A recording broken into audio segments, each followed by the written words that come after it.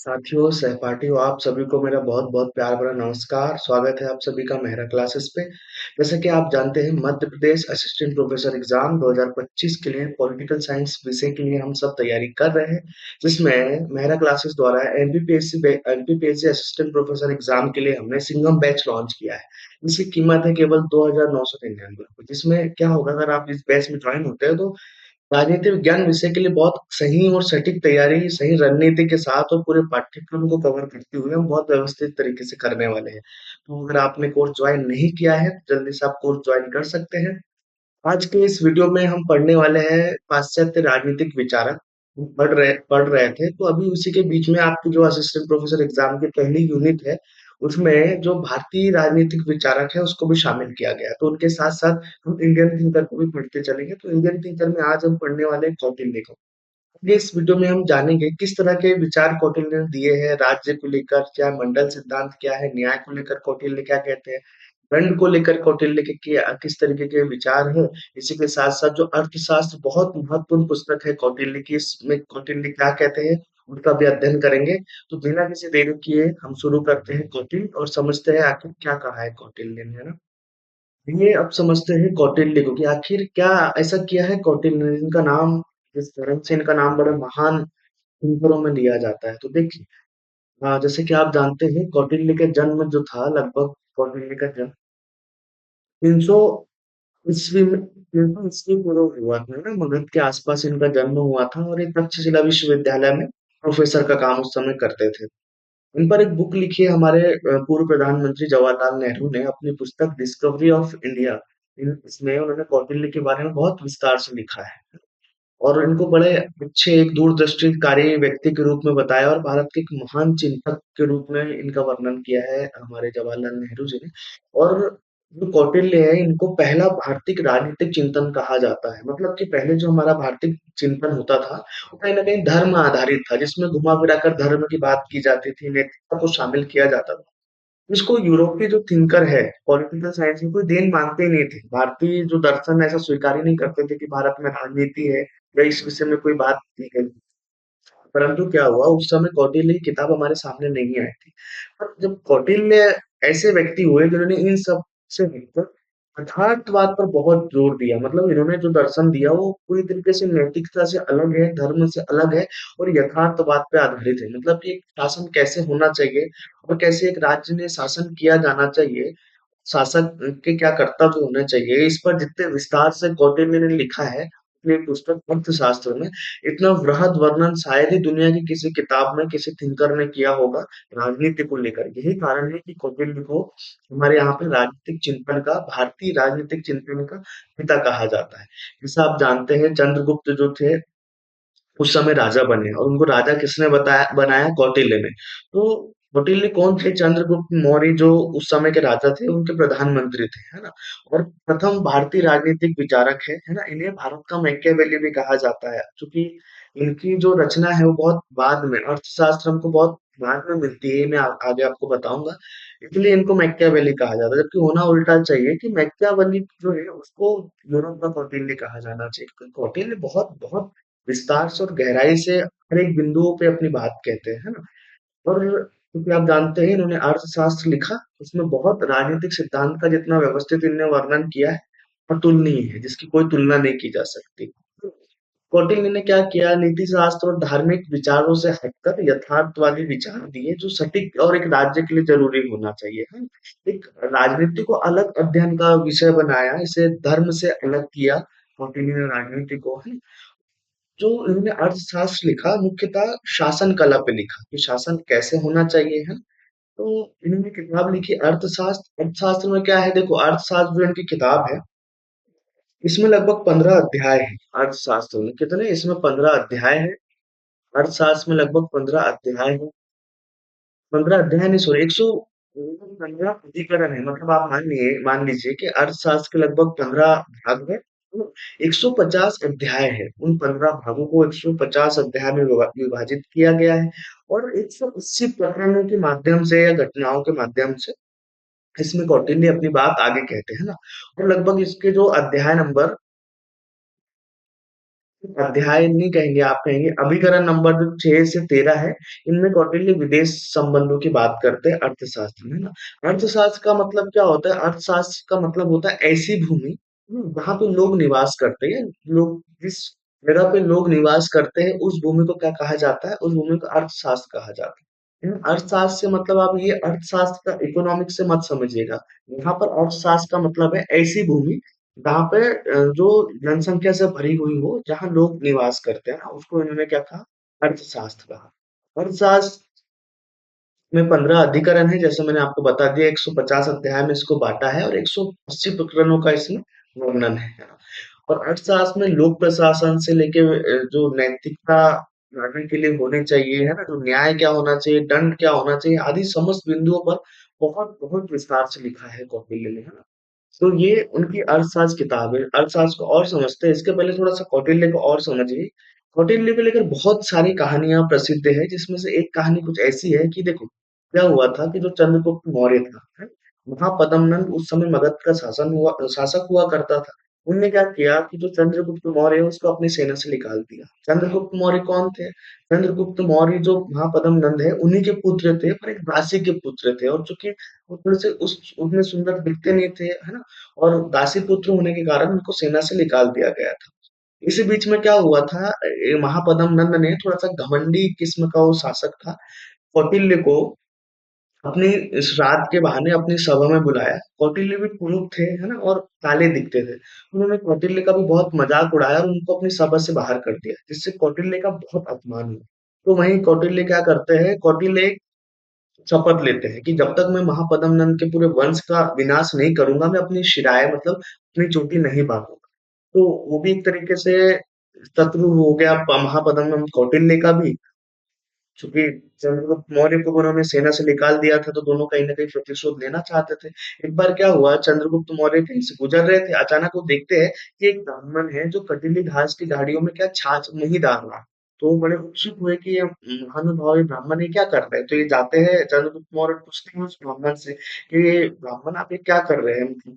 तो वो ब्राह्मण बताता है कि दरअसल क्या हुआ है, कटीली जो घास है मेरे पैरों में चुभ गई और बड़ी मुसहनी पीड़ा का मुझे सामना करना पड़ा।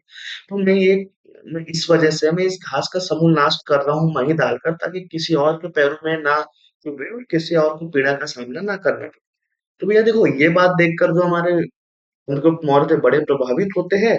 ब्राह्मण से अपना परिचय पूछते हैं, तो ब्राह्मण उनको बताते हैं कि वे कौटिल्य है, और जो अ, कौटिल्य है और तक्षशिला विश्वविद्यालय में अध्यापन का कार्य करते हैं। तो जो चंद्रगुप्त मौर्य उनसे अपने को मार्गदर्शन करने के लिए आग्रह करते हैं, और इस आग्रह को कौटिल्य स्वीकार करते हैं। तो फिर उसके बाद में वो अर्थशास्त्र किताब लिखते हैं, चंद्रगुप्त मौर्य को प्रशिक्षित करते हैं राजा बनने के लिए, क्योंकि वो राजा का पुत्र पहले से था। तो यहाँ पे 3 लक्ष्य रखते हैं कौटिल्य अपने लिए। पहला लक्ष्य तो ये रखते हैं कि पूरे जो मगध राज्य है उसको महापद्मनंद के अत्याचारी शासन से मुक्त करना है, पहला लक्ष्य। दूसरा लक्ष्य ये रखते हैं यहाँ पर कौटिल्य कि जो पश्चिमी सीमा है भारत की, उस पे लगातार आप देख रहे थे शुरू से आक्रमण होते जा रहे थे, है ना? कोई विभिन्न जाति के लोग अफगानिस्तान का जो हमारी पश्चिमी बॉर्डर थे लगातार भारत पर आक्रमण करते रहे, तो आक्रमणों को रोकना। उसी कड़ी में आप देखते कि सिकंदर भी भारत आता है, तो कहीं ना कहीं सबसे बड़ी चिंता ये थी कि कैसे सिकंदर के आक्रमण को रोका जाए, है ना? और तीसरा लक्ष्य जो रखते हैं उनके लिए वो है रखती है कि भारत में बहुत सारे छोटे छोटे राज्य है, तो इनको कैसे एक महासाम्राज्य में बदला जाए। तो कौटिल्य ही वो महान व्यक्ति हुए जिन्होंने पूरे भारतवर्ष को एक एकता के सूत्र में पूरा पिरोया। इसके बाद में अशोक का शासन देखते हैं, जो अखंड भारत की आप बात करते हैं ना, कहीं न कहीं उसकी प्रणेता या जनक या जो किसके विचार की उपज है, वो कौटिल्य के विचार की उपज है।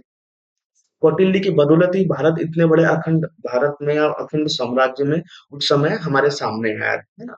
तो ये कौटिल्य की देन थी। कौटिल्य एक महान कूटनीतिज्ञ थे, मतलब साम दाम दंड भेद की जो अवधारणा है, किस तरीके से शासन किया जाए, इन्होंने शासन के लिए सब चीजों को उचित बनाया। बहुत ज्यादा बुद्धिमान थे कौटिल्य, है ना? इनकी दूरदर्शिता इतनी ज्यादा थी कि ये पहले से सारी चीजों का आकलन अपने मस्तिष्क में कर लेते थे, और बहुत बहुत बुद्धिमान व्यक्ति ये थे। इन्होंने हर चीज को लेकर बड़े नियम कानून बनाए, और आज भी कहीं ना कहीं हमारे जो वर्तमान में जो कौटिल्य के सिद्धांत है तो प्रासंगिक है बहुत तरीके से, है ना? तो ये हमारे कौटिल्य थे। बहुत अहम योगदान इन्होंने दिया, नैतिकता से हटकर यथार्थवाद की बात की, और इन्हीं इन्हीं की जैसे बात जो करते हैं वो हमारे मैकियावेली करते हैं पाश्चात्य राजनीतिक चिंतन में, है ना? तो ये हमारे कौटिल्य थे। अब धीरे से समझते हैं हम आगे हम अर्थशास्त्र बुक को देख लेते हैं। तो देखो, अर्थशास्त्र किताब हमारे सामने बहुत बहुत लेट आई, लगभग 1905 से पहले ये उपलब्ध नहीं थी। तो हुआ क्या, देखो, एक रुद्रपट्टनम श्याम शास्त्री नाम के एक व्यक्ति थे, है ना, जिनकी वजह से अर्थशास्त्र पूरी दुनिया में आया। कौन व्यक्ति थे? रुद्रपट्टनम श्याम शास्त्री, जिनकी वजह से अर्थशास्त्र दुनिया के सामने आया। ये कौन थे भैया रुद्रपट्टनम श्याम शास्त्री? तो ये मैसूर रियासत की एक लाइब्रेरी थी। मैसूर उस समय एक रियासत हुआ करती थी, तो उसकी एक लाइब्रेरी थी, है ना?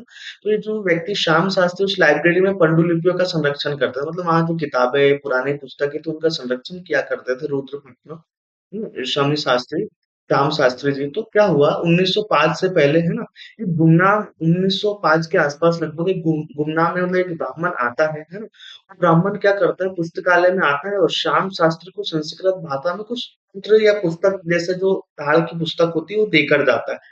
वो बहुत पुरानी पुस्तक थी जो सूखे ताड़ पत्रों पर लिखी हुई थी, है ना? वस्तुतः यह जो पुस्तक थी यही अर्थशास्त्र थी। जो अर्थशास्त्र है वो ब्राह्मण लाकर देता है लगभग 1905 में श्याम शास्त्री जी को, ये जो लाइब्रेरी के संरक्षक होते हैं।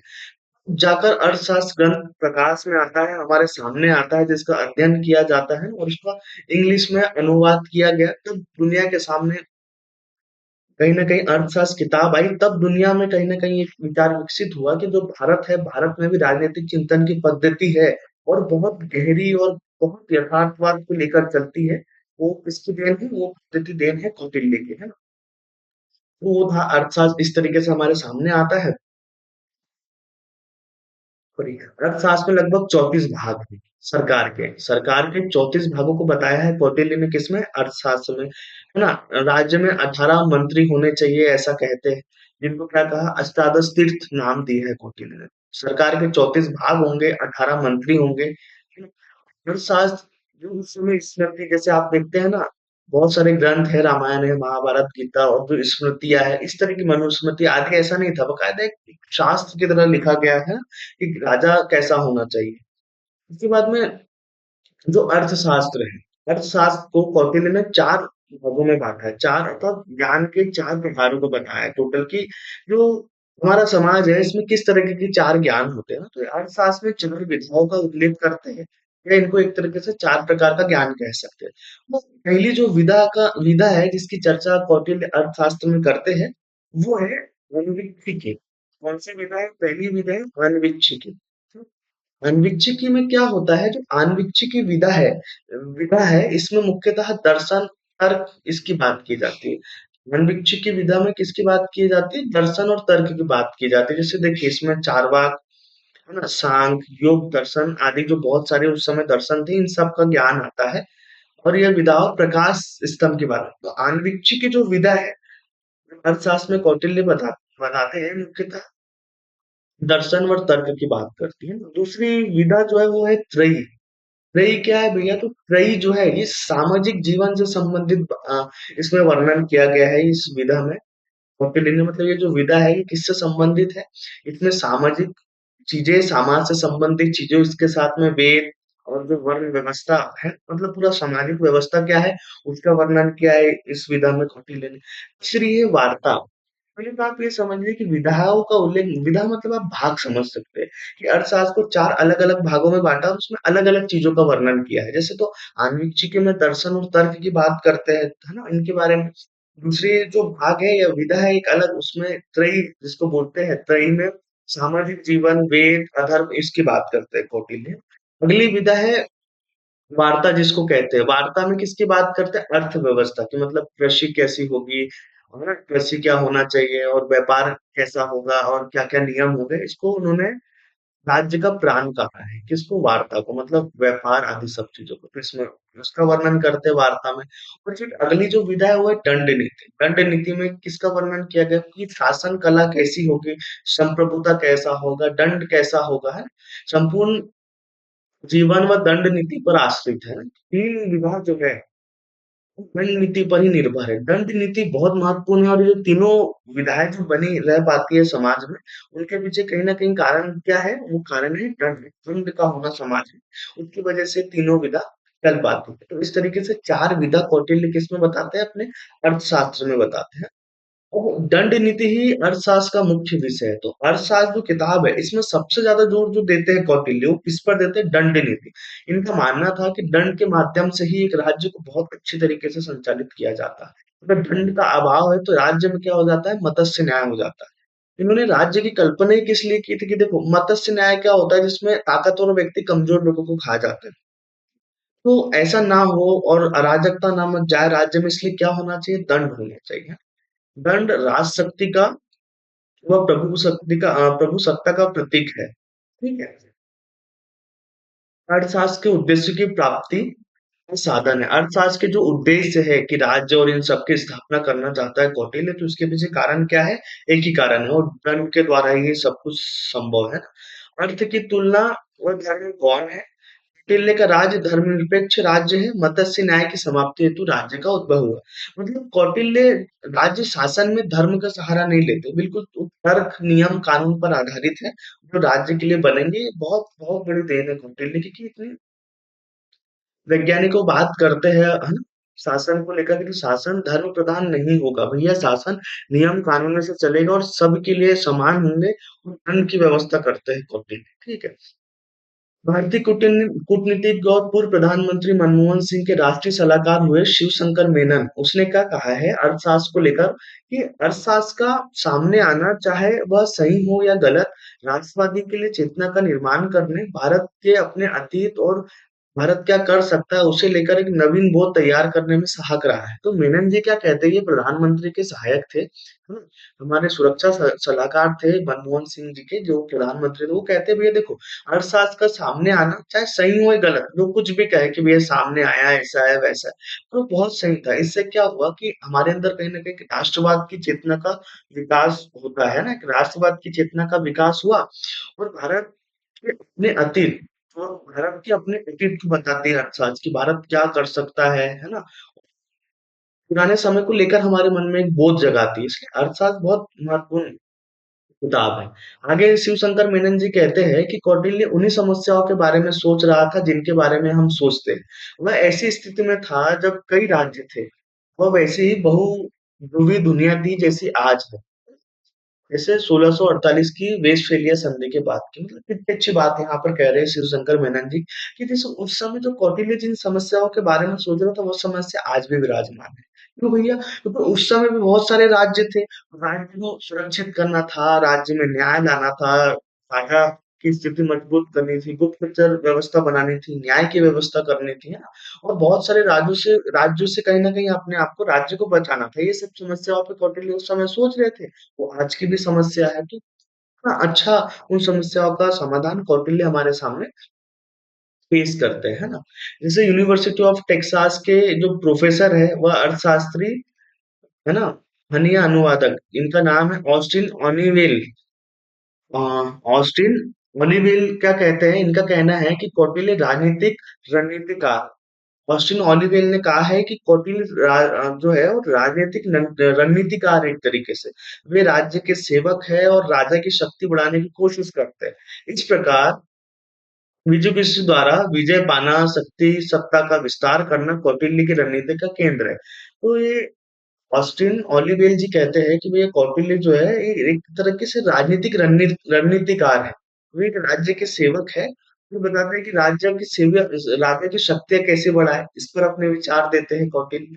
इसके बाद में जो विजुगित्सु होगा, मतलब जो राजा होगा, इस तरीके से अपनी शक्ति में विस्तार करना चाहता है। यही कौटिल्य की जो पूरी की पूरी अर्थशास्त्र है, या जो रणनीतिकार है, तो उनकी रणनीति का केंद्र है कि कैसे राजा को हम ताकतवर बनाए हैं और कैसे उसे सत्ता के केंद्र में लेकर आए। यहीं पे जो देखो, एक स्कॉलर और प्रसिद्ध समाजशास्त्री है मैक्स वेबर, जिनका नाम आप सबने सुना होगा। वो कमेंट करते हैं कौटिल्य के ऊपर और क्या कहते हैं? कौटिल्य का अर्थशास्त्र सही रूप में उग्र मैकियावेली का उदाहरण है। इसकी तुलना में मैकियावेली का प्रिंस कम हानिकारक है। इसे यूं भी कहा जा सकता है, अर्थशास्त्र के उन सिद्धांतों की तुलना में प्रिंस सीधा सादा सा लगता है। यहाँ पर मैक्स वेबर जो है अर्थशास्त्र पर कितनी बड़ी टिप्पणी कर रहे हैं। क्योंकि हम कहीं न कहीं कौटिल्य के अर्थशास्त्र को पढ़ते हैं, तो ये कैसा दिखाई पड़ता है इसके सामने जैसे हमारे जो कौटिल्य एक यथार्थवादी विचारक है जो कि जनता की शक्ति के समर्थन करते हैं, भारत को शक्तिशाली बनाना चाहते हैं। ऐसे ही यूरोप में हम जब पाश्चात्य राजनीतिक चिंतन पढ़ते हैं तो मैकियावेली है, वो भी यथार्थवाद पर आधारित है। राजा के लिए सभी तरह की चतुराई और हर चीज साम-दाम सबका प्रयोग करते हुए कहते हैं कि राजा को शेर की तरह ताकतवर और लोमड़ी की तरह चालाक होना चाहिए, है ना?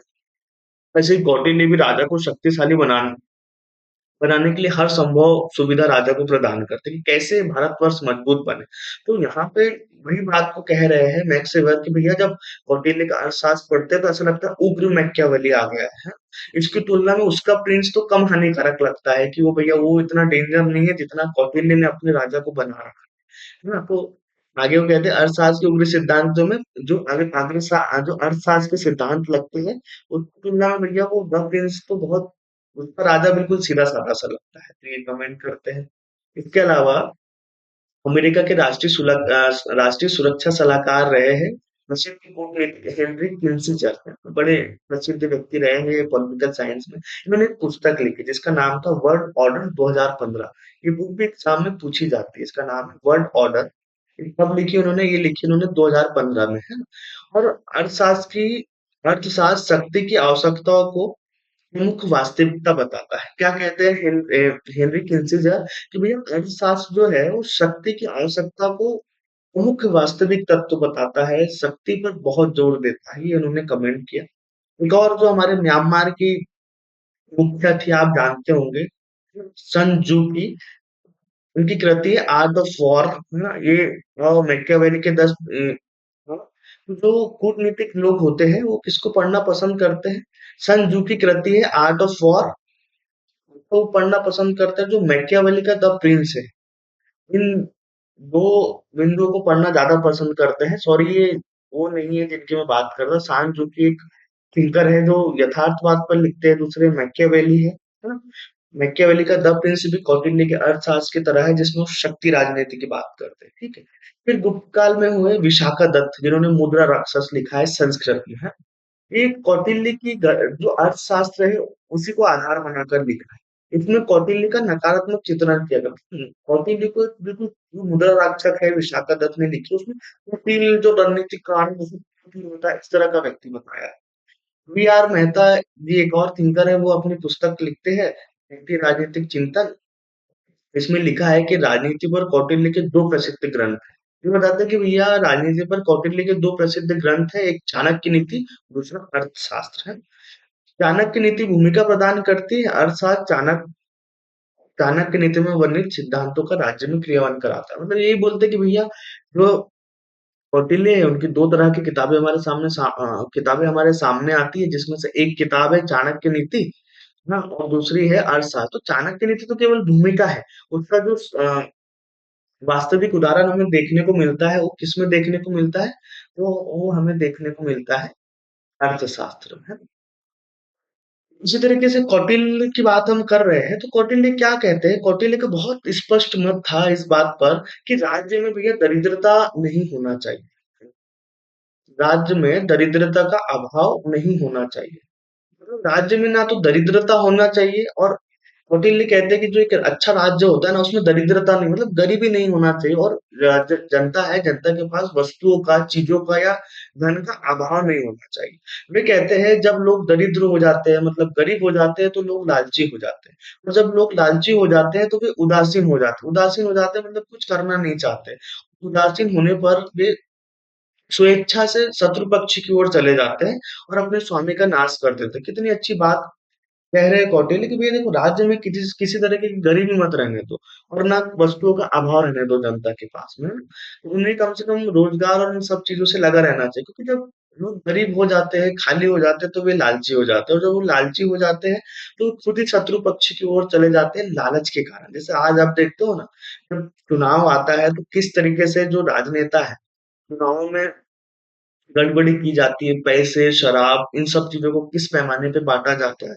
गरीबों को बहुत बहुत तरह के लुभाव, है ना, लुभावन वादे किए जाते हैं, चीज़ें दी जाती हैं, तो क्यों चले जाते हैं? ठीक है ना? अभाव होता है तो उनके अभाव के कारण कुछ भी कराया जा सकता है लोगों से। कितनी सत्य बात है और आज भी आपको बिल्कुल देखने में नज़र आएगा कि इसी तरह की चीज़ें होती है हमारे समाज में। दूसरा, आगे कौटिल्य कहते हैं कि प्राचीन साहित्य में राजा ब्राह्मणवादी शक्तियों व कानून के अधीन था। पहले क्या होता था, अभी तक हमने देखा जैसे महाभारत हो या मनुस्मृति हो, इसमें जो राजा था वो धर्म के हिसाब से चलता था। कौटिल्य ने क्या किया कि कौटिल्य ने राजा को पूरे अधिकार दे दिए कि राजा धर्म के हिसाब से नहीं चलेगा। राजा को एक तरीके से संप्रभु बना दिया, मतलब शक्तिशाली बना दिया। इसी राजत्व के सिद्धांत के कारण ही भारत में उस समय प्रथम बार मजबूत केंद्रीय साम्राज्य का निर्माण हुआ। ये कौटिल्य का बहुत बड़ा योगदान है। जैसा आप देख रहे हो कि उस समय क्या चला आ रहा था कि राजा जो है वो धर्म के हिसाब से चलता था। चाहे मनुस्मृति में हम देखते हो या मनुस्मृति के बाद हम देखते हो कि जो शुक्राचार्य की नीति है या जो शांति पर्व है जिसमें भी भीष्म पितामह, रामायण देखते हैं हम लोग, महाभारत देखते हैं, तो ये ग्रंथ सारे किसी न किसी तरीके से किस पर आधारित है, धर्म पर आधारित है ना? धर्म के हिसाब से शासन चलते थे। कौटिल्य ऐसा नहीं करते। कौटिल्य किसको बल देते? कौटिल्य यथार्थवाद को बल देते, राजा को महत्वपूर्ण रखते। तो राजा धर्म से नहीं चलेगा बल्कि नियम कानून से चलेगा और इस तरह से शासन करेगा जो उसके लिए जरूरी चीजें हो वो करेगा है। तो हम बात इसके इसी कारण से क्या हुआ, केंद्रीय समाज का निर्माण हुआ। एक इतना बड़ा मौर्य साम्राज्य हमारे सामने आता है, यही कारण है ना। इसके बाद में जैसे धर्म के बजाय अर्थ को महत्वपूर्ण माना है। अर्थ मतलब वह भूमि जहाँ मानव निवास करता है। तो अर्थ को महत्वपूर्ण मानने के कारण एक बाण भट्ट है, इन्होंने अपनी किताब लिखी बाण भट्ट ने, जिसका नाम है कादम्बरी, सुना होगा आपने। और एक माघ करके व्यक्ति हुए, उन्होंने लिखा शिशुपाल वध, है ना? इन लेखों ने कौटिल्य की सफलता के लिए किसको बड़ा बताया कि कौटिल्य इतनी सफल क्यों हुआ भैया। कादम्बरी में बाण भट्ट और माघ कहते हैं कि उसके छल के भौतिकवादी सिद्धांत था। मतलब उसकी सफलता का जो कारण था, जो छल का प्रयोग किया कौटिल्य ने, उनको उन्होंने है ना? और इसकी आलोचना की कि भैया इतना छल और कपट वाला होना भी ठीक नहीं। वहीं एक भारवी करके एक प्रसिद्ध कवि है जिन्होंने पुस्तक लिखी प्रीता अर्जुनीय, अर्जुनीयम है। ये बुक किसने लिखी? प्रीता अर्जुनीय, ये भारवी ने किताब लिखी है ना। इसमें उन्होंने कौटिल्य के सिद्धांत को स्वीकार किया और कहा कि आत्मनियंत्रण द्वारा राजा नहीं बल्कि सन्यासी ही सफलता प्राप्त कर सकते हैं। तो ये कहीं ना कहीं जो भारवी जी है ये कौटिल्य के पक्ष में निकलते हैं कि भैया नहीं, आत्मनियंत्रण के द्वारा राजा तो सफलता प्राप्त नहीं कर सकता, कहीं न कहीं राजा को हमें उसको छूट देनी होगी, है ना? इसके बाद में जो कालिदास, विशाखा दत्त और सोमदेव, है ना? इन्होंने शासन कला का महत्वपूर्ण प्रणेता माना किसको? कौटिल्य को, कि बड़े प्रणेता है कौटिल्य। इसके शासन व्यवस्था के, शासन कला के और शासन को महान बताया और उनकी प्रशंसा करते हैं। धर्म को इन्होंने धर्म को निजी मामला मानने वाला कौटिल्य अपनी धर्मनिरपेक्षता की नीति के तहत सन्यासियों के पंजीकरण की राय देता है। धर्म को वे राज्य की सेवा का साधन व उपकरण मानते थे। इसलिए उन्होंने आर्थिक संकट काल में मंदिरों के धन के अधिग्रहण का सुझाव दिया। मतलब ये है कि भैया जो कौटिल्य है उन्हें धर्मनिरपेक्ष नीति अपनाई कि भैया धर्म एक अलग चीज है और राज्य एक अलग चीज है। तो जब राज्य पर संकट आएगा किसी भी तरह का है तो मंदिरों से भी जो धन संग्रह है वो भी लिया जाना चाहिए। कितनी कितनी अच्छी बात कर रहे हैं कि राज्य को कितना महत्व दे रहे हैं कौटिल्य, कि अगर राज्य पे संकट आया तो राजा को बिल्कुल मंदिरों में जो संग्रह धन है ना उसका भी प्रयोग बिना निसंकोच के करना चाहिए, बिना किसी संकोच के उस धन का प्रयोग करना चाहिए। यहाँ हमने कौटिल्य को समझा, किस तरह के विचार कौटिल्य के रहे हैं, बहुत सारी किताबों में उनके बारे में क्या कहा है। अब हम देखते हैं कौटिल्य का राज्य की उत्पत्ति और राज्य को लेकर कौटिल्य किस तरह के विचार देते हैं, इसको थोड़ा सा समझते हैं, चर्चा करते हैं कौटिल्य का राज्य। राज्य कैसा राज्य है कौटिल्य का? देखो कौटिल्य क्या कहते हैं, कौटिल्य का जो राज्य है, कौटिल्य का राज्य जैविक राज्य, मतलब ऑर्गेनिक स्टेट। मतलब इसका ये मतलब होता है जैविक राज्य का कि जैसे देखो शरीर है बहुत सारे अंगों से मिलकर बना हुआ है, उस तरह जो राज्य है, राज्य भी बहुत सारे अंगों से मिलकर बना हुआ है। लगभग 7 अंग बताते हैं कौटिल्य राज्य के, जैसे कि जिसमें स्वामी, अमात्य, कोष, दंड, दुर्ग, जनपद, मित्र, इस तरह की चीजें आती हैं। तो जैसे शरीर बहुत सारी महत्वपूर्ण चीजों से बना है, जैसे मस्तिष्क, हमारा हृदय है, हाथ पैर है, अलग अलग चीजों से, वैसे ही राज्य भी बहुत सारी चीजों से बना हुआ है। तो आंगिक राज्य की बात करते हैं। कौटिल्य राज्य को साध्य मानते हैं और व्यक्ति को साधन मानते हैं। राज्य को साध्य मानते हैं इसका मतलब क्या होता है कि हमारा जो मेन उद्देश्य है वो राज्य को आगे बढ़ाना है, राज्य का कल्याण करना है। मतलब हम लोग जो है मानव मानव व्यक्ति साधन है राज्य को व्यवस्थित चलाने के लिए। मतलब हम हमारा काम राज्य के लिए काम करना है। राज्य हमारे लिए नहीं बना है, हम राज्य के लिए है। तो ये साध्य होता है। अल्टीमेट गोल ये है कि राज्य के लिए हम क्या सर्व कर सकते हैं। राज्य साध्य है और हम लोग साधन है ना। और राज्य की उत्पत्ति के संबंध में जो कौटिल्य सामाजिक संविदा सिद्धांत की बात कर, अभी सामाजिक संविदा सिद्धांत क्या होता है कि देखो, राज्य है, राज्य विकास का परिणाम नहीं, अपने आप नहीं बना। क्या हुआ भैया, मत्स्य न्याय आ गया था समाज में। मत्स्य न्याय न्याय क्या होता है? मत्स्य न्याय ये होता है कि कोई भी दुर्बल व्यक्ति को ताकतवर लोग प्रताड़ित करते हैं और उनकी सारी चीजें छीन लेते हैं। जैसे कि होता है ना समुद्र में, तालाब में, कि बड़ी मछली छोटी मछली को खा जाती है। तो ऐसे में तो अराजकता मच जाती है, एक दुर्दशा हो जाती है किसी भी राज्य की। मान लो अभी पुलिस प्रशासन कानून को भारत से हटा दिया जाएगा तो आप देखोगे कुछ तरह की चीजें हो जाएंगी। जो गुंडा ताकतवर इस तरह के लोग होंगे वो सब मतलब कि संपत्ति को छीन लेंगे, औरतों को छीन के ले जाएंगे। तो एक अराजकता की स्थिति एक तरीके से बन जाएगी। तो ऐसी स्थिति से बचने के लिए कौटिल्य क्या कहते हैं कि न्याय मत्स्य न्याय था, मतलब ऐसी अराजक स्थिति थी, कोई कानून नहीं था। तो सब लोग क्या हुए, सब लोग जमा हुए और जमा होकर किसके पास गए? मनु के पास गए। तो मनु से लोगों ने समझौता किया कि भैया आप शक्तिशाली है, हम आपको राजा बनाते हैं, तो बदले में हम आपको जो भी हमारा उपज होगा, हमारा धन होगा, जैसे अनाज का 1/6 भाग देंगे और व्यापार का 1/10 भाग आपको देंगे। बदले में आप क्या करोगे? भय आक्रमण से और आंतरिक आक्रमण से हमारी रक्षा करोगे, हमें सुरक्षा प्रदान करोगे, है ना? तो इस तरीके का एक समझौता हुआ, मतलब कि राजा में और लोगों में एक तरीके का समझौता हुआ, जिसके परिणाम स्वरूप क्या बना? राज्य बना। तो कौटिल्य क्या कहते हैं कि राज्य के सामाजिक समझौता सिद्धांत का समर्थन करते हैं। कौटिल्य धार्मिक बिल्कुल नहीं है, धार्मिक है पर राज्य और धर्म को अलग अलग रखते हैं। इसलिए यहाँ जैसे आपने पहले देखा कि दैवी उत्पत्ति के सिद्धांत को माना जाता था, पर कौटिल्य इससे हटकर बात करते हैं। वो राज्य को किसका परिणाम बताते हैं? कौटिल्य सामाजिक समझौते का, है ना। और क्योंकि मत्स्य न्याय जो है उसको खत्म करने के लिए राज्य बना, जैसा मैंने बताया, राजा को, मनु को राजा बनाया गया और लोगों ने अनाज का 1/6 भाग उनको कर के रूप में दिया, तो व्यापार का 1/10 भाग दिया। इस तरीके से राज्य अस्तित्व में आया और उसके संचालन के लिए धन की आवश्यकता होती है, तो लोगों ने कर देना शुरू किया। इस तरीके से बना राज्य, है ना। कौटिल्य को नीति शास्त्र परंपरा जो चल रही थी कि भैया धर्म के हिसाब से चलेंगे, कौटिल्य ने उसको हटाकर अर्थशास्त्र में किसको स्थापित किया? यथार्थवाद को, कि नहीं भैया जो जरूरी है राज्य के लिए, है ना, और शासक को मजबूत बनाए।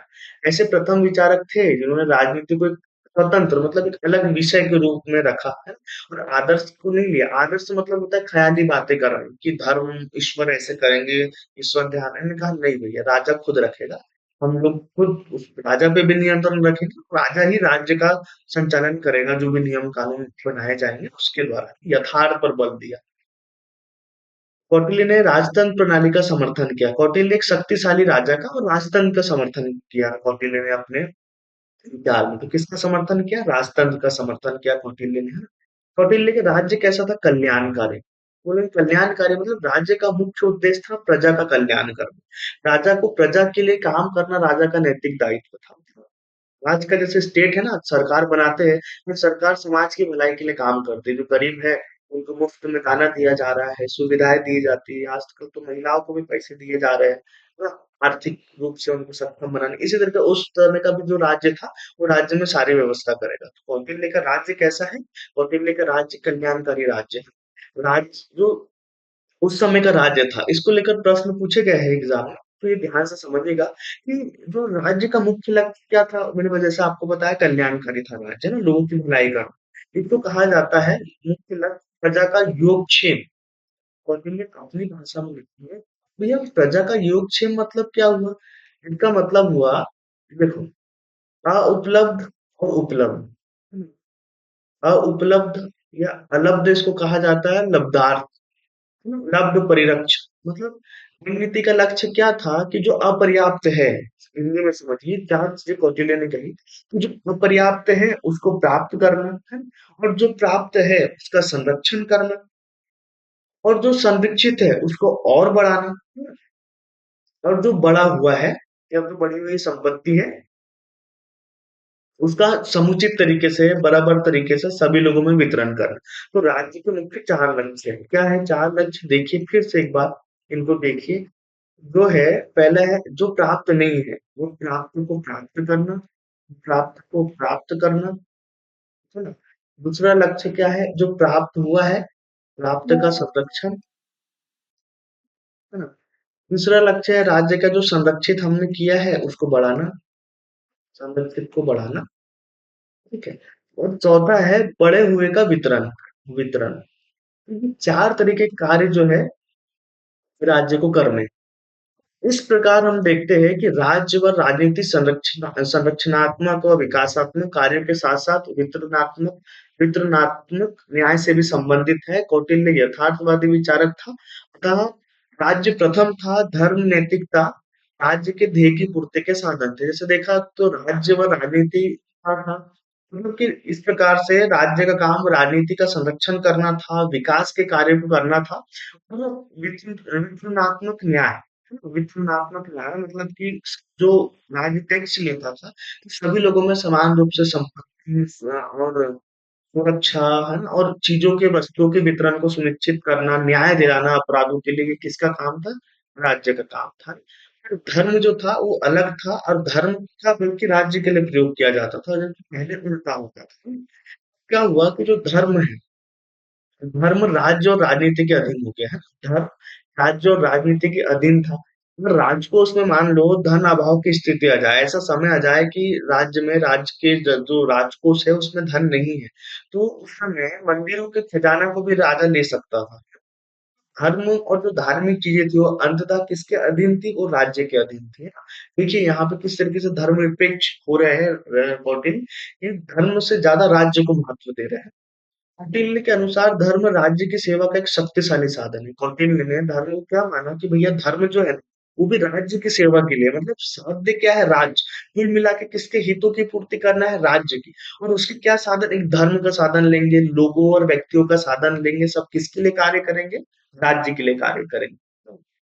कौटिल्य कहते हैं कि जो राज्य की मंत्री परिषद है उसमें तीन चार मंत्रियों को नियुक्त करना चाहिए अलग अलग विभागों को देखने के लिए, है। इसके बाद में प्रशासनिक व्यवस्था कैसी होनी चाहिए राज्य में? तो संपूर्ण प्रशासन को, है ना, या संपूर्ण राज्य को प्रांतों या जनपदों में बटा हुआ होना चाहिए, है। और जो जनपद का मुखिया होगा उसको समाहर्ता कहा। कौटिल्य ने जनपद के मुखिया को समाहर्ता से, मान लीजिए राज्यपाल जो उस समय संभालता था। राज्य राजा जो है राष्ट्रपति की तरह था, ऐसा समझ लीजिए, जो पूरे राज्य को संभालता था। राज्यों में जो होता था मतलब प्रांत, जो छोटे जनपद होते थे वहां समाहर्ता, इन्होंने कहा एक राज्यपाल की तरह होता था समाहर्ता। इसके नीचे आते हैं जनपद, प्रांत से नीचे होते थे जनपद। जनपद को भी चार भागों में, अलग अलग भागों में बांटा था। और यहाँ का जो मुखिया होता था उसको स्थानिक कहा। जनपद के प्रमुख जो था, जनपद के प्रमुख को स्थानीय का, एक तरह का कलेक्टर मान लीजिए आप। जनपद मतलब हमारा शहर, जो बड़े शहर होते थे तहसील से बड़े वाले, जिला स्तर के, यहाँ जिलाधीश होता था, इसको स्थानिक कहते थे, ठीक है। इसके बाद में कुछ अन्य महत्वपूर्ण जो अधिकारी होते थे उनके क्या क्या नाम होते थे, जैसे देखिए सीता अध्यक्ष होता था, ये कृषि शास्त्री होता था, ये कृषि का प्रमुख होता था। कृषि प्रमुख को क्या कहा जाता है? सीता अध्यक्ष कहा कौटिल्य ने। अगला जो सन्निधता, सन्निधता, हाँ, सन्निधता मतलब जो राज्य के भंडारों का प्रभावी होता था, उसको क्या कहा कौटिल्य ने? सन्निधता, हाँ। अगला है गणिकाध्यक्ष, मतलब उस समय जो व्यवसाय नहीं जाती थी उस समय भी उनका जो नियंत्रक होता था, उन पर जो नियंत्रण होता था उसको कहता था गणिकाध्यक्ष। इसके बाद में कारखाने भी हुआ करते थे, जैसे मणि रत्न जैसे, है, हथियारों बनाने का, और भी बहुत सारे शायद सुनारों के। तो जो कारखानों का प्रभारी प्रभारी होता था उसको कहा जाता था कर्मान्यतिका, है। कर्मांतिका, कर्मांतिका कौन होता था? ये कारखानों का प्रभारी होता था, ठीक है। इसके बाद में गांव के मुखिया को गोप कहते हैं, और नगर का मुखिया कौन होता था? नागरिक। गांव का मुखिया हो गया कौन? गोप, ऐसे समझ लीजिए, है ना।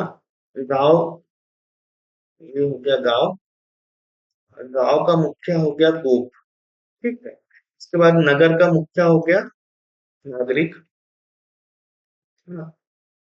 उसके बाद में जनपद का मुखिया हो गया कौन? स्थानिक, जनपद का मुखिया हो गया।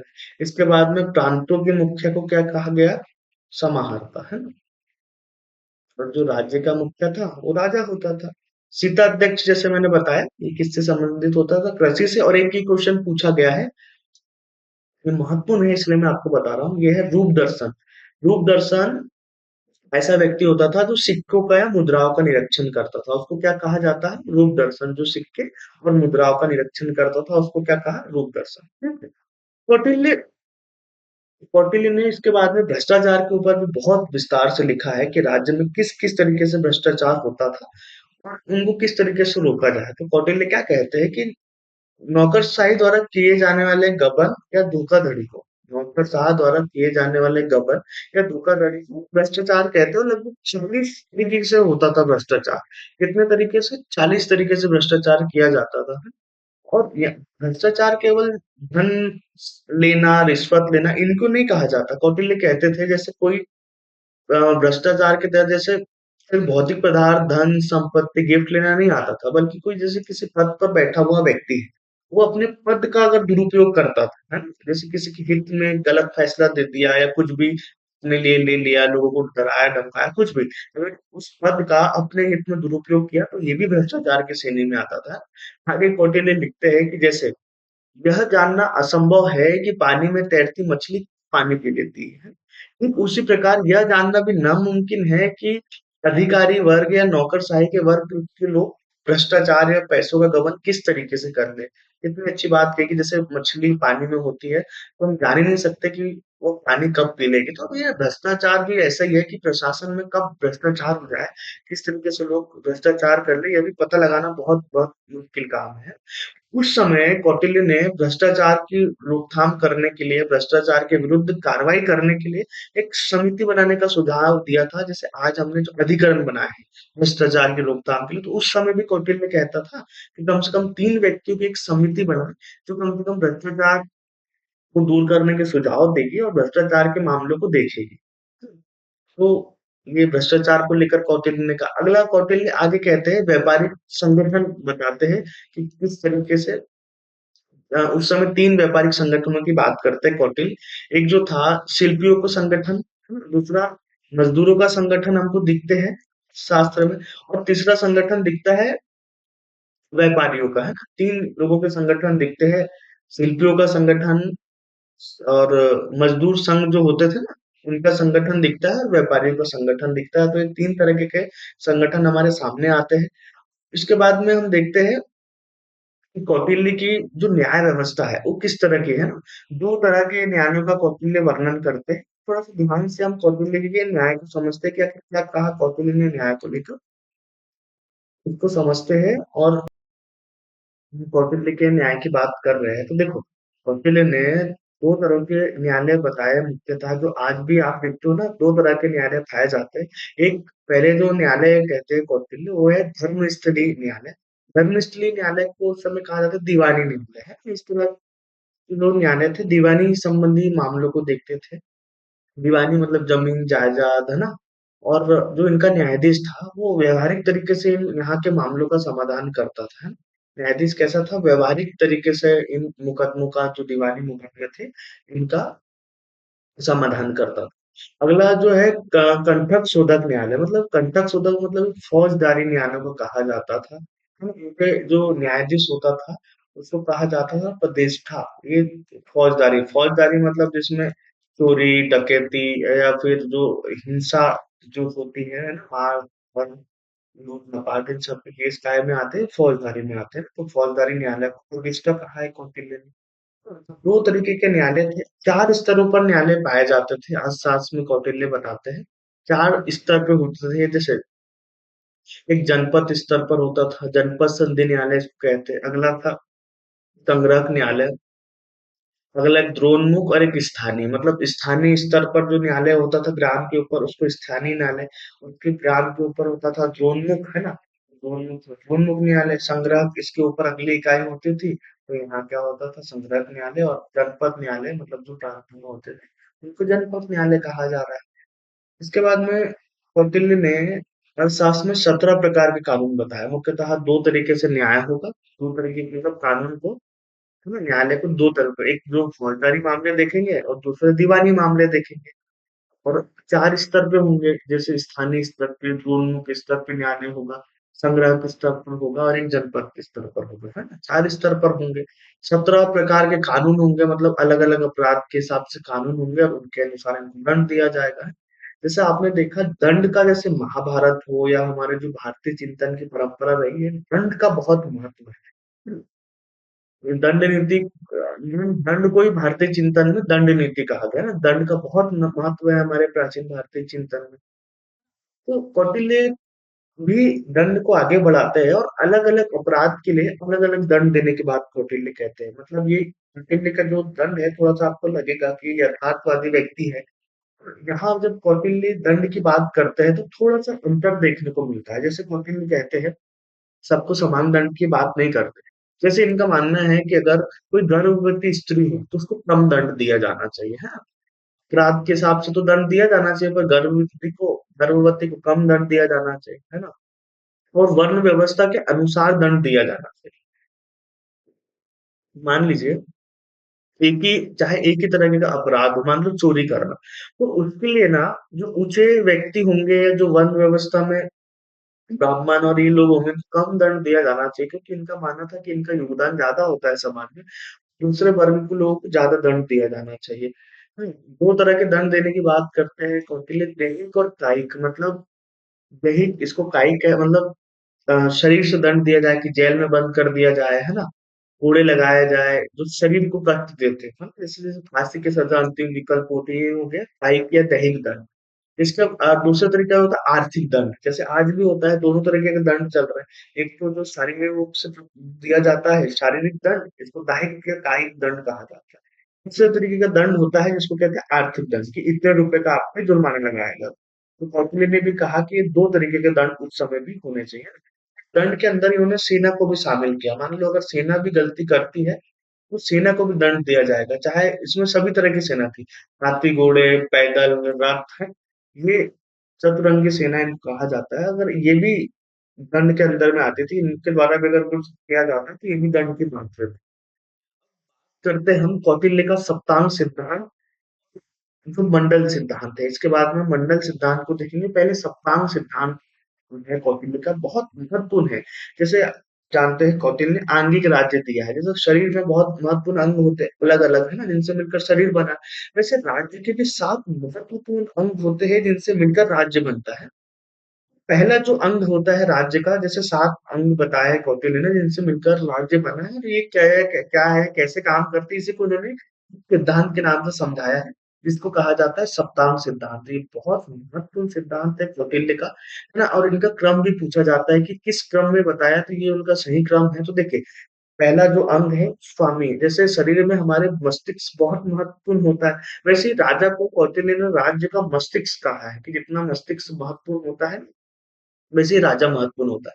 तो पहला जो अंग है वो है स्वामी, दूसरा है अमात्य यानी कि मंत्री, तीसरा होता है जन, चौथा होता है दुर्ग, है ना?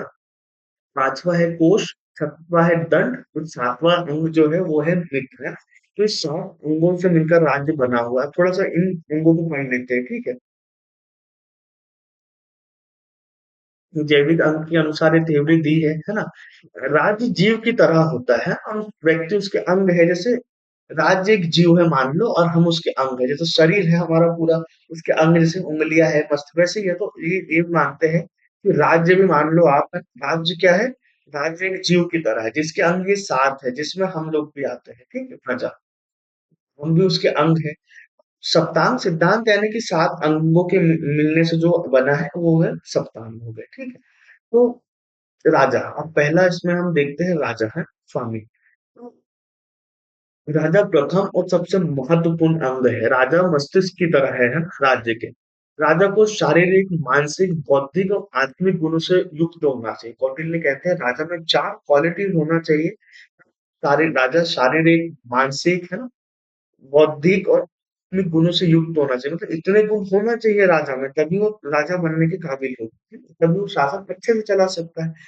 राजा कौटिल्य संयुक्त रूप में आत्म सम्मत की संज्ञा देता है। मतलब राजा को एक तरीके से कहीं ना कहीं ज्ञानी होना चाहिए, मजबूत होना चाहिए, चालाक होना चाहिए। आत्मसम्मत मतलब कि अपने आप में ज्ञानवान होना चाहिए, राजा के लिए शिक्षा अनिवार्य है। राजा के लिए शिक्षा अनिवार्य शिक्षा होने की बात करता है कौटिल्य। जैसे घुन लगी लकड़ी की तरह प्रशिक्षित राजकुमारों से राजकुल नष्ट हो जाता है। जैसे गेहूं में घुन लग जाते हैं, उससे गेहूं पूरा नष्ट हो जाता है। इसी तरीके से अगर राजा अशिक्षित हुआ, कौटिल्य कहते हैं, राजा अशिक्षित हुआ तो पूरे राज्य का सत्यानाश हो जाएगा।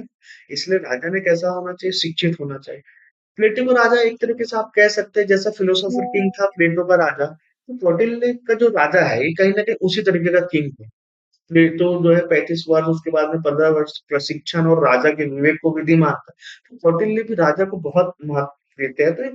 तो जो उस समय प्लेटो है, प्लेटो है, प्लेटो के फिलोसफर किंग की तरह दिखाता है, दार्शनिक राजा की तरह दिखता है कौटिल्य का शासक है।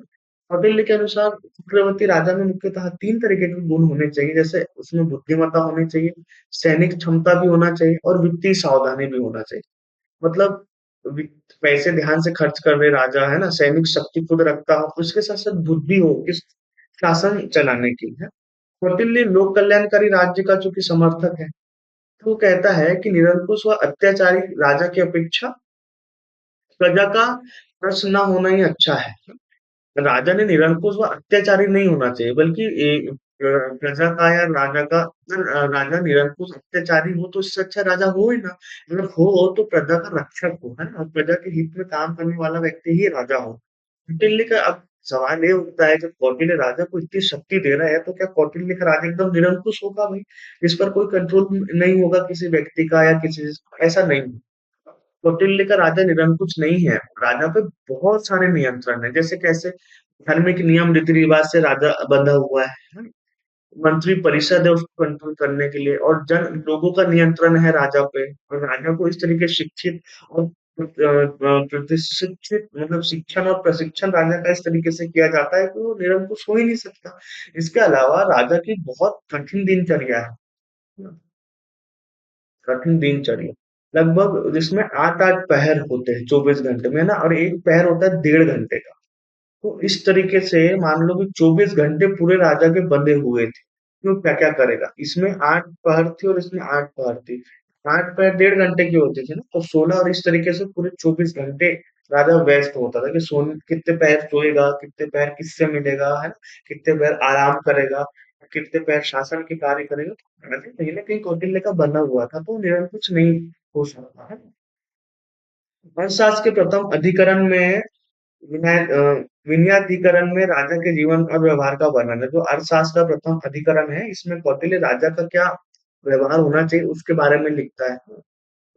राजाओं के प्रकार, मानसिक प्रवृत्ति के आधार पर राजा तीन प्रकार के। कौटिल्य ने मानसिक योग्यता या प्रवृत्ति के आधार पर राजाओं के तीन प्रकार बताए।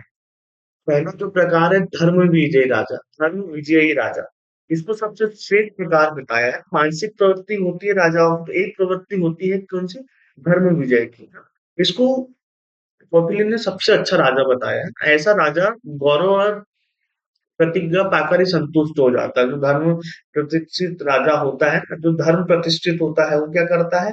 वो गौरव और प्रतिज्ञा से ही अपने आप को संतुष्ट कर लेता है, तो सबसे अच्छा राजा होता है। दूसरा होता है लोक विजयी राजा, या धन व भूमि के उपरांत संतुष्ट होता है ना? तो ये क्या है भैया? लोक विजयी राजा, लोक विजयी राजा ऐसा है कि भैया जो लोक विजय करने, मतलब जब धन और संपत्ति जीतता है, जाके कहीं ना कहीं संतुष्ट होता है। तो ये लोक विजयी राजा। तीसरा प्रकार असुर विजयी राजा, यह धन भूमि स्वामी के साथ स्त्री व पुत्र प्राप्ति के बाद संतुष्ट होता है।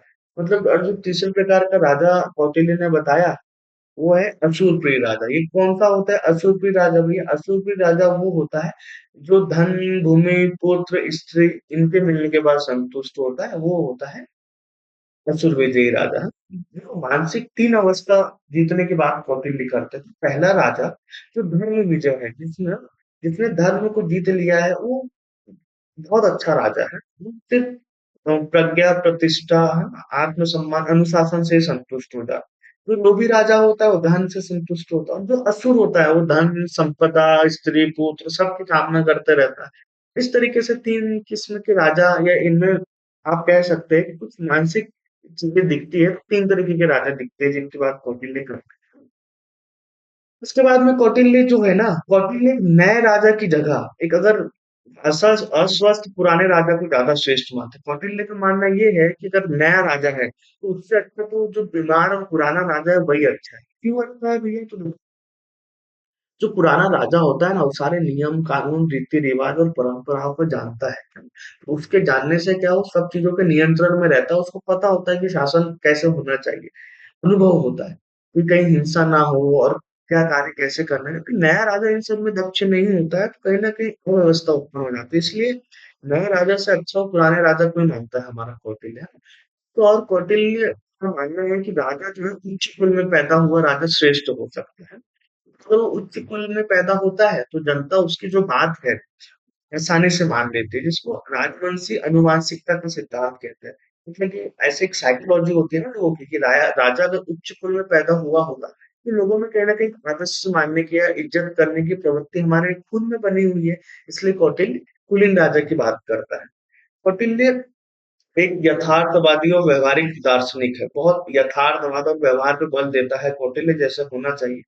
कौटिल्य ने अर्थशास्त्र में आगमनात्मक पद्धति तथा ऐतिहासिक पद्धति का प्रयोग किया। ये आगमनात्मक पद्धति क्या होती है मैंने आपको बताया था। इसमें क्या होता है कि मतलब पहले किसी एक चीज का अध्ययन किया जाता है। मान लीजिए कि एक कौवा है और ये पूरी तरीके से काला है ना? एक पक्षी है और ये पूरी तरीके से काला है और हम इसको मान रहे हैं कि ये कौवा है।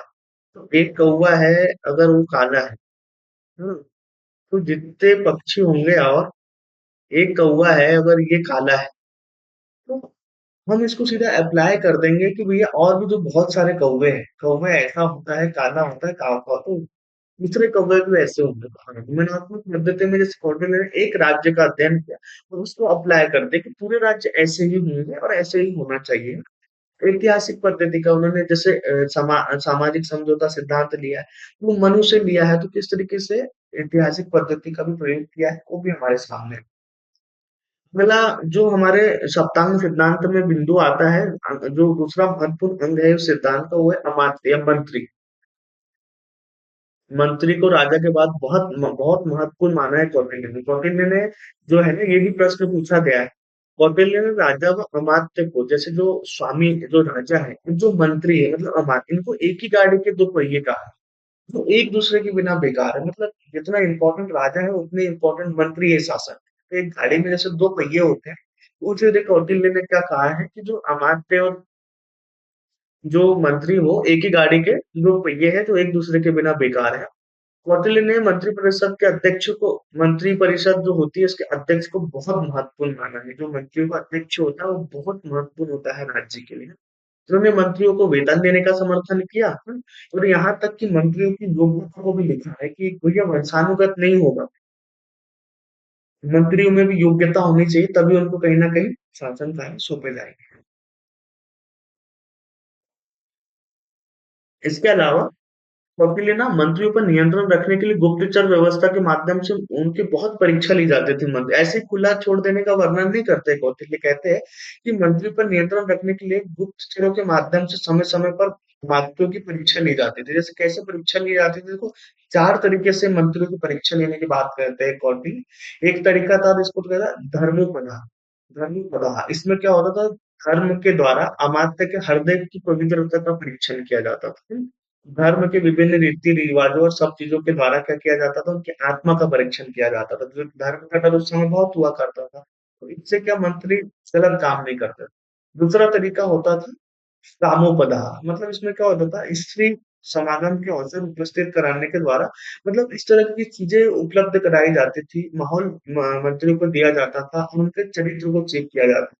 स्त्रियां भेजी जाती थी, क्या उनसे वो मोहित होकर राज्य की और सब चीजों की खुफिया जानकारी उनको देते हैं जैसे उस समय चलता था, या नहीं देते, इसका परीक्षण किया जाता था। इसको कामोपदा कहा जाता था। अगला है अर्थोपदा। मतलब इसमें गुप्त उपाय द्वारा मंत्री को धन और लोभ दिखाकर का लालच देकर उसके आचरण को परिचय किया, मतलब परीक्षण किया जाता था। इसको अर्थापदा, अगर वो अर्थोपदा कहा जाता, अगर वो धन ले लेता है तो मान लो भ्रष्ट है। तो इस तरीके से उसका परीक्षण। अगला परीक्षण का तरीका था भयोपदा। मतलब भयभीत करके शासन के विरुद्ध आचरण करने के लिए, है ना, आचरण करने के प्रेरित करने के लिए मंत्री के लिए, मतलब मंत्री को ना इसमें भयोपदा में भयभीत किया जाता था। और ऐसा ऐसा फिर भय में देखा जाता था क्या क्या भय में यह देखा जाता था कि अब भय में आने के बाद भी राज्य के विरुद्ध क्या कोई बात बोलता है? अगर नहीं बोलता है तो बहुत अच्छी बात है, और बोलता है तो परीक्षण हो ही जाता है, मतलब शासी ईमानदार है कि नहीं है राज्य के प्रति। इन सब के जांच की व्यवस्था कौटिल्य करते हैं अर्थशास्त्र में। अगला महत्वपूर्ण जो अंग है वो है जनपद। जनपद क्या मतलब? जहां लोग रहते हैं, जिसको कहते हैं पीपल्स टेरिटरी है। जनता या भूमि जनपद में आती है। जो जनपद का संगठन 10 गांव का एक समूह होता है। ठीक है। संग्रहक होता था अगला, ये 200 गांव का समूह होता है, इसको संग्रहक कहते हैं। फिर सार्वत्रिक होता था, ये लगभग 400 गांव का समूह को सार्वत्रिक कहते थे। इसके बाद में द्रोणमुख। द्रोणमुख 800 गांव का समूह होता है, ये ध्यान रखिएगा। देखो, जनपद में कितने गांव होते हैं? जनपद में 10 गांव। ठीक है। इसके बाद में संग्रहक। संग्रहक में लगभग 200 गांव। उसके बाद में आता था सार्वत्रिक, इसमें 400 गांव होते हैं। और द्रोणमुख। द्रोणमुख में 800 गांव होते हैं। तो एक पूरा इस तरीके का संगठन बना हुआ था, इनके नाम आप याद करिएगा। अगला अंग है चौथा, वो है दुर्ग। है ना? दुर्ग, 4 प्रकार के दुर्गों की बात करते हैं कौटिल्य अर्थशास्त्र में। तो एक होता है, एक दुर्ग है औदिक। औदिक दुर्ग मतलब कि जो जल में स्थित होता है उसको औदिक दुर्ग कहते हैं। एक होता है जो पर्वतों पर स्थित होता है उसको पार्वत दुर्ग कहते हैं। जो जंगलों में या मरुस्थल में स्थित होता है उसको धानवद दुर्ग कहते हैं। है ना? जो मरुस्थलों में स्थित होता है उसको धनवद दुर्ग कहते हैं। और जो वनों में स्थित होता है या पहाड़ी पर स्थित होता है वो, उसको क्या कहते हैं? वन दुर्ग कहते हैं। तो इस तरह के 4 प्रकार के दुर्ग हुआ करते हैं। दंड, है ना? 5वां अंग है दंड, सेना व लॉ एंड ऑर्डर। है ना? तो दंड के बारे में इसमें कौटिल्य क्या कहते हैं कि दंड क्यों जरूरी था? भैया राज्य की रक्षा के लिए, धन की बढ़ोतरी करने के लिए दंड बहुत महत्वपूर्ण था। दंड तो संपूर्ण शासन के संचालन के लिए, शांति बनाए रखने के लिए, और राज्य में जो शासन का आधार ही क्या था? दंड था। है? दंड, जैसे जो वस्तु प्राप्त नहीं है उनको प्राप्त करने का साधन दंड था। पहले वस्तु को प्राप्त करना, जो प्राप्त है उसमें बढ़ोतरी करना, बढ़ोतरी है उसकी रक्षा करना, और जो रक्षा करने के बाद उसका सही वितरण करना। ना, ये 4 उद्देश्य मैं आपको पहले भी बताया दंड के। यहाँ पर वही है कि भैया वस्तु की प्राप्ति करना, प्राप्ति में बढ़ोतरी करना, है ना? जो बढ़ोतरी है उसका संग्रहण करना, और उसके बाद में उसका वितरण करना, ये 4 उद्देश्य हुआ करते थे दंड के। छठवां महत्वपूर्ण अंग है ट्रेजरी, है ना? कोर्ट। इसमें क्या होता था? मतलब खजाना। खजाना, कर को संग्रह जो करता था उसको कहा जाता था कोषाध्यक्ष, मतलब समाहर्ता। है? समाहर्ता और कोषाध्यक्ष को सन्निधत्ता कहा जाता था। जो कोष का अध्यक्ष होता था उसको सन्निधत्ता कहते थे, और जो जमा करता था उसको समाहर्ता कहते थे। और जो धन, मतलब कि टैक्स कलेक्ट करने वाले को समाहर्ता बोल रहे हैं, और जो अध्यक्ष होता था उसको संदिग्धता बोलते हैं ना, कोष के अध्यक्ष को। इसके बाद में 7वां और अंत महत्वपूर्ण जो अंग है राज्य का, उसको कहा जाता है क्या? मित्र। है? मित्र। तो मित्र कौन होते थे? वे राज्य के वैदेशिक संबंध है, मतलब एक राज्य के दूसरे जिन राज्यों से संबंध होते थे उनको मित्र कहे जाते थे।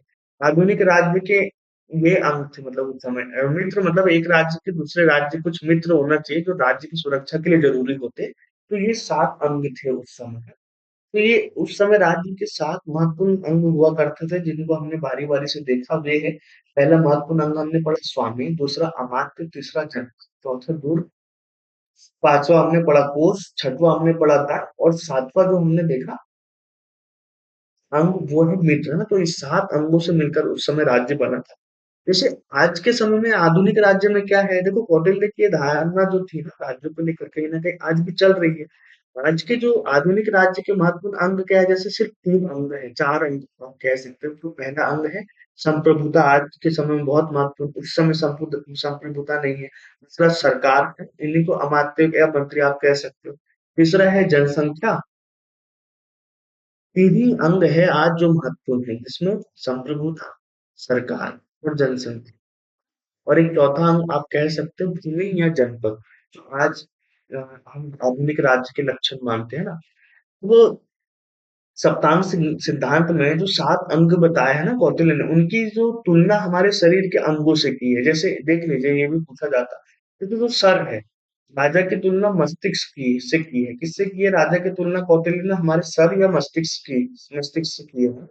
अमात्य अमात्य की तुलना किससे की? आंखों से। मंत्री को क्या कहा है? आंख कहा है कौटिल्य ने, है ना? जो जनपद है उनको हमारी जंगा की तरह कहा है, और जो दुर्ग है दुर्ग को भुजाएं कहा है, दंड को मस्तिष्क कहा है, कोष को मुख कहा है, और मित्र को कान कहा है। देखो सातों अंगों की तुलना 7 तरीके से की है। एक बार और समझिए।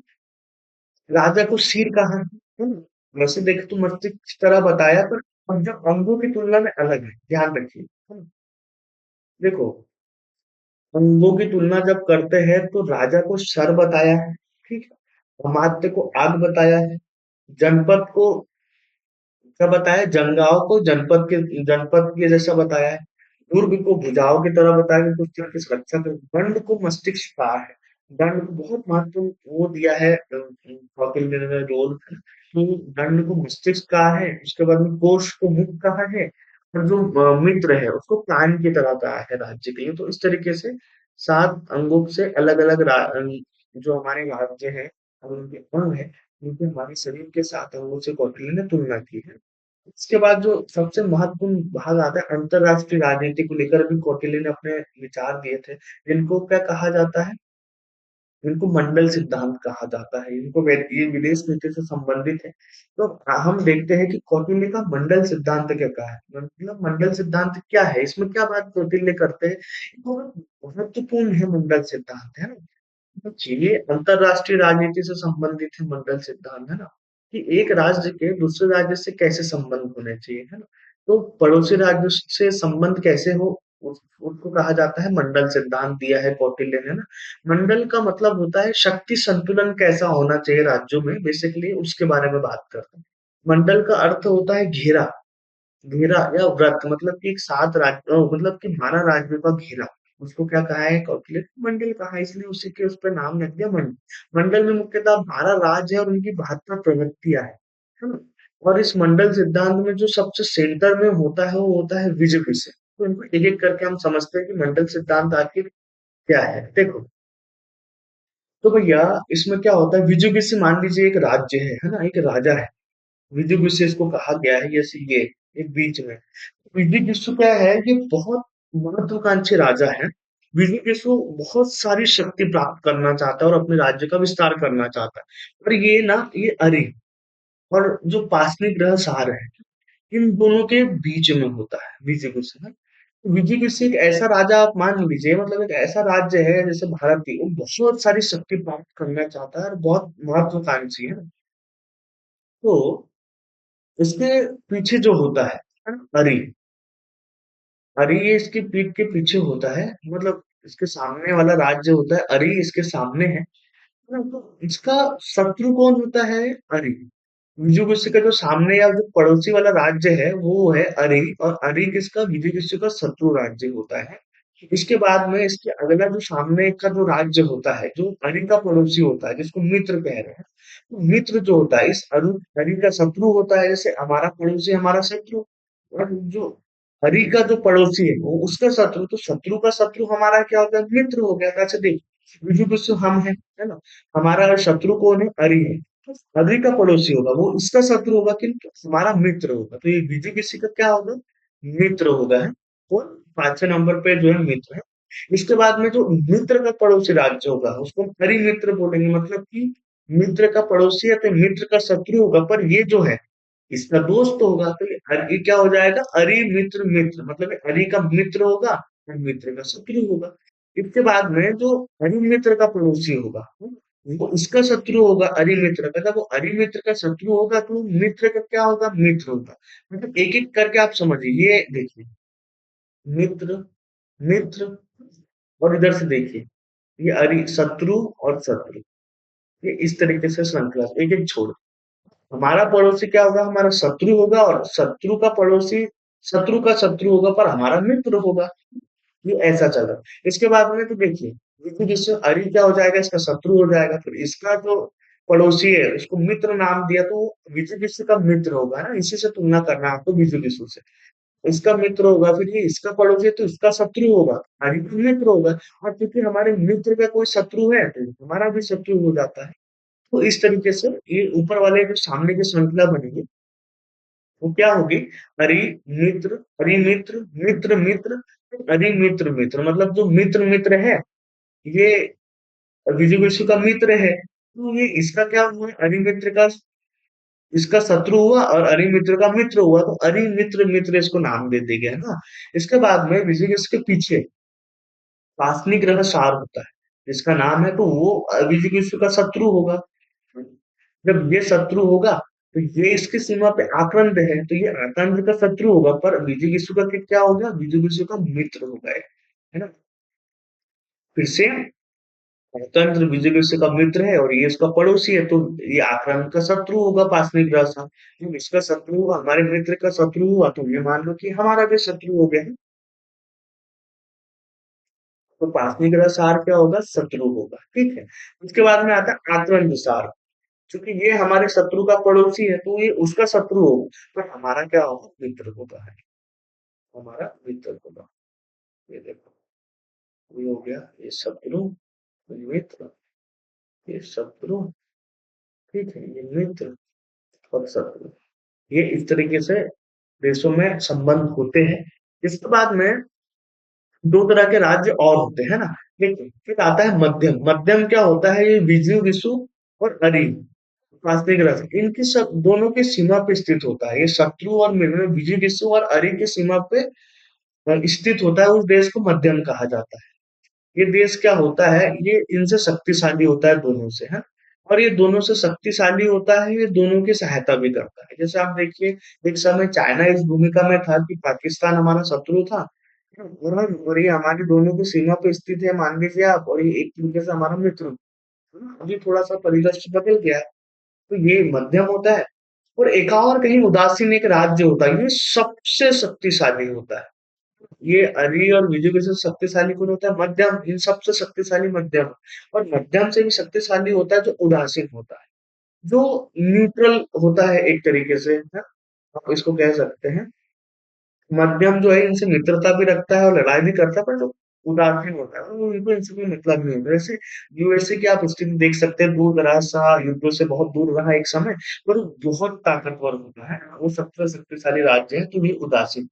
कुल मिलाकर यही है, ये क्या है? यही कौटिल्य का मंडल सिद्धांत है। किस तरीके से विदेश नीति में राज्यों का एक मंडल होता है, वो आपस में मिलकर एक दूसरे से किस तरीके के राज्यों के संपर्क होना चाहिए, ये इस पर आधारित है। इसी को क्या कहा जाता है? इसको मंडल सिद्धांत कहा जाता है, ठीक है ना। कौटिल्य आगे कहते हैं कि सैन्य बल व युद्ध, राजा के पास तीन शक्तियां होती, सैन्य बल और युद्ध के अलावा भी राजा के पास तीन शक्तियां होती। तो तीन शक्तियां कौन सी होती है? देखो, एक उत्साह की शक्ति होती है, ये नैतिक बल पर सबसे ज्यादा महत्वपूर्ण रोल देती है। राजा के पास तीन तरह की शक्तियां और होती है, कौटिल्य कहते थे। एक उत्साह की शक्ति होती है, दूसरी प्रवाह की शक्ति होती है, और तीसरी होती है मंत्र शक्ति, मतलब उसके बोलने और किस तरीके से राजा बोलता है, बात करके, और किस तरह से प्रजा को प्रभावित करता है। तो ये भी एक तरह की शक्ति, एक तरह की शक्ति है, इसको सॉफ्ट पावर कहा जाता है। तो राजा में सॉफ्ट पावर भी होना चाहिए, कौटिल्य इसकी बात करते हैं। राजा में एक शक्ति कौन सी होना चाहिए? Soft power. एक तो उत्साह होना, राजा में खुद इतना उत्साह हो हर काम को करने के लिए, कि प्रजा भैया अपने आप मतलब राजा की सहायता करने लगे और खुद भी काम कर ले। दूसरा, ये राजा का प्रभाव होना चाहिए, कि राजा का पर्सनालिटी इस तरीके से, राजा का व्यक्तित्व होना चाहिए कि जिससे सब प्रभावित हो। तीसरा, मन शक्ति की कूटनीति, मतलब सॉफ्ट पावर भी राजा के पास होना चाहिए। कौटिल्य इसकी वकालत करते हैं, और यही जो है हमारे कौटिल्य जी का कौन सा सिद्धांत है? मंडल सिद्धांत है। मंडल सिद्धांत के बाद विदेश नीति का जो इसी का रूप है ना, मंडल सिद्धांत का अगला क्या रूप है?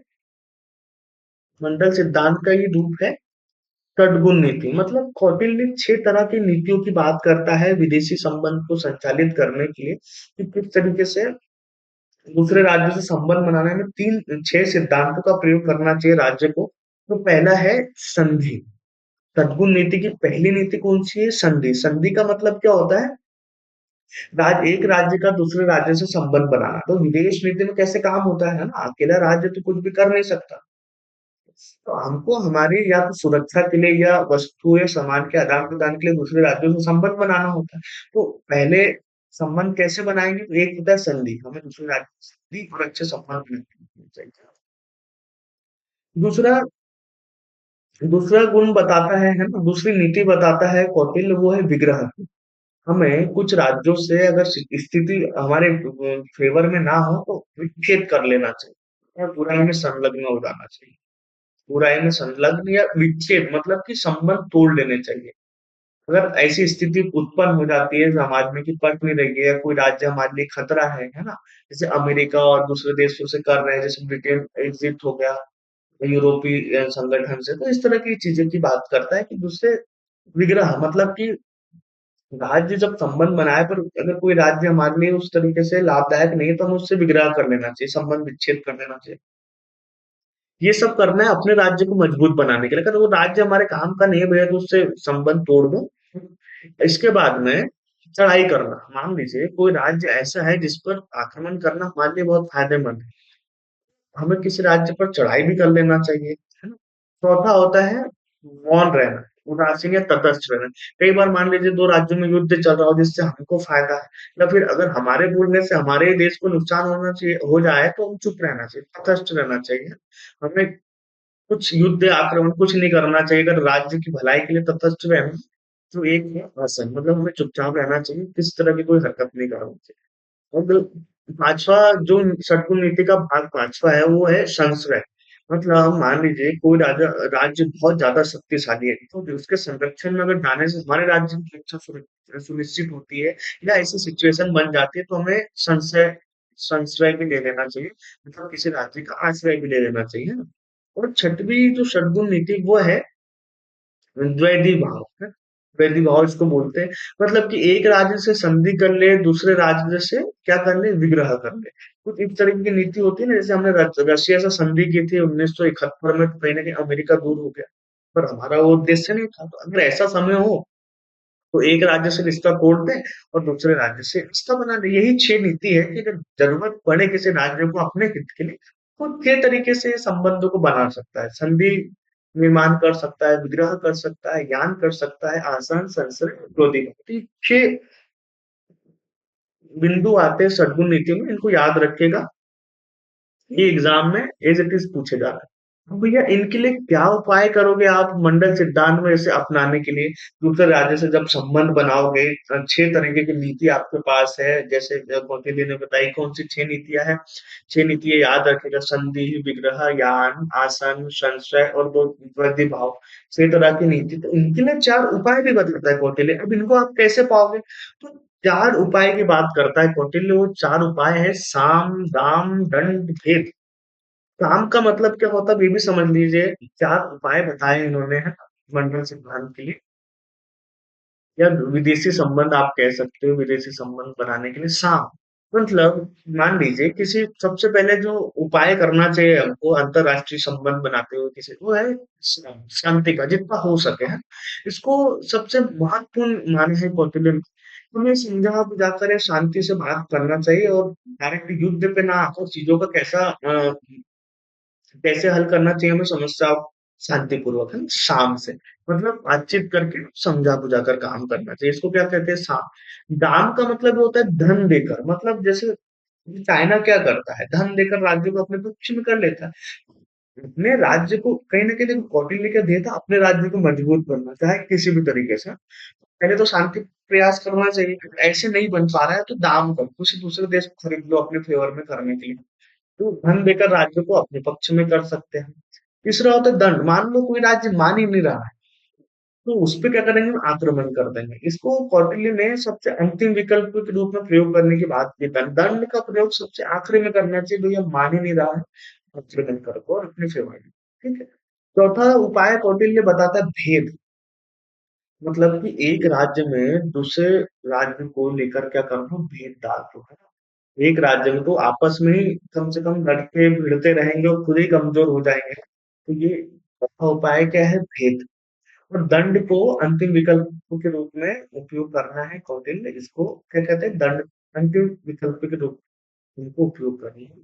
तो ये चार उपाय हमने देख लिए जिसमें हमने देखा साम, दाम, दंड और भेद। ठीक है। इसके बाद में चार प्रकार के युद्ध की बात करते हैं कौटिल्य ना। मंगल सिद्धांत हमने देख लिया है, चार उपाय देख लिए हमने, शत्रुघ्न नीति देख लेती ली है। जल्दी से देख लेते हैं, कौटिल्य युद्ध के चार प्रकार बताता है। कौन से प्रकार है चार, देखिए। एक प्रकार से धर्म युद्ध, जो नियम अनुसार होता है, उसको धर्म युद्ध की बात की है इन्होंने अर्थात।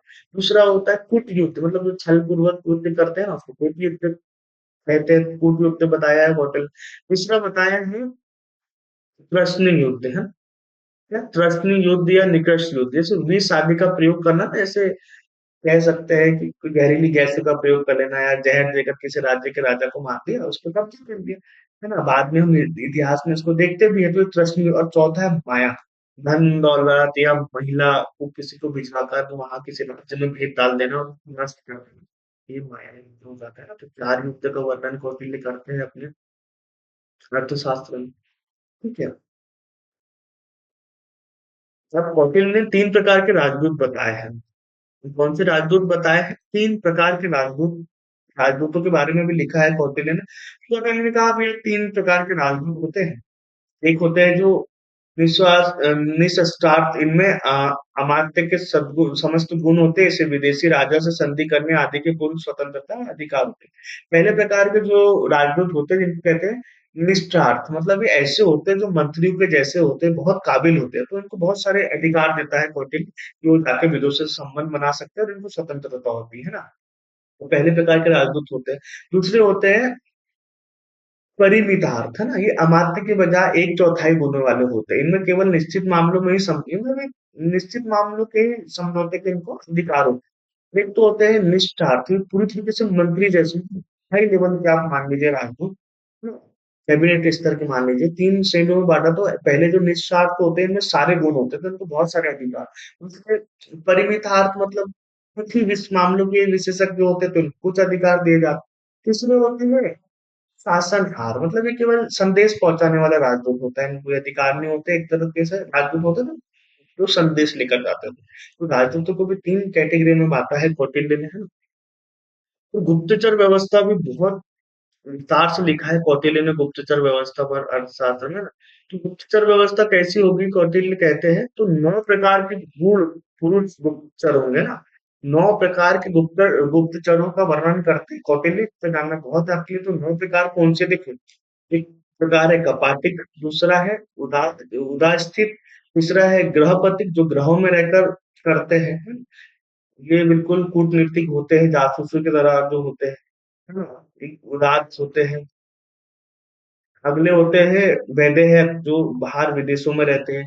फिर अगले हैं तापस, उसके बाद में स्त्री भी राजदूत हुआ करते थे। उसके राजदूत मतलब स्त्री भी जो थी हमारी, वो गुप्तचर हुआ करते थे। उसके बाद में तीक्ष्ण, स्त्रियों में जो वैश्याएं होती थी, इनको भी ऐसा वैश्याएं और विष करना के उपयोग करने की बात कौटिल्य के बारे में सुन हम लोग देखते हैं। और सामने तो विष कन्याएं तैयार की जाती थी, है ना। और स्त्रियाँ भी होती थी गुप्तचर, जो भेद निकालती थी। रसद, मतलब जो खाना बनाने वाले होते थे, भिखारी लोग भी एक तरीके से। इस तरीके के 9 गुप्तचरों की बात कौटिल्य करते हैं अपने अर्थशास्त्र में। देख लेते हैं संक्षेप में कि हमने क्या पढ़ा कौटिल्य के बारे में अभी तक, मतलब क्या समझा है। तो हमने देखा, मुख्यतः हम अंत की तरफ बढ़ रहे हैं ना। हमने देखा कौटिल्य वर्ण व्यवस्था के पक्षधर है। पर कौटिल्य, हमने पहला बिंदु देखा, संक्षेप में समझ लेते हैं कि अभी तक हमने क्या पढ़ा है कौटिल्य के बारे में। तो हमने पढ़ा है कि कौटिल्य वर्ण व्यवस्था का समर्थक है। तो देखो, कौटिल्य कर्म आधारित वर्ण व्यवस्था का समर्थक है। किस आधारित? मनु की तरह जन्म से नहीं होता, इसका यहाँ पर स्थानांतरण संभव है। मतलब कि आप एक वर्ण से दूसरे वर्ण में जान सकते हो। यहाँ कौटिल्य बहुत यथार्थ मामले को लेकर चलते हैं। ठीक है, ये अंतर है मनु और कौटिल्य। ठीक। महिला को उत्तराधिकार देने का कौटिल्य बिल्कुल समर्थन करते हैं। तो देखो, यहाँ पे मनु की तरह बिल्कुल महिलाओं को इन्होंने नीचा दर्जा नहीं दिया है। यहाँ पे आपको कौटिल्य थोड़े उदार किस्म के नजर आएंगे, जो यथार्थ पे बात कर।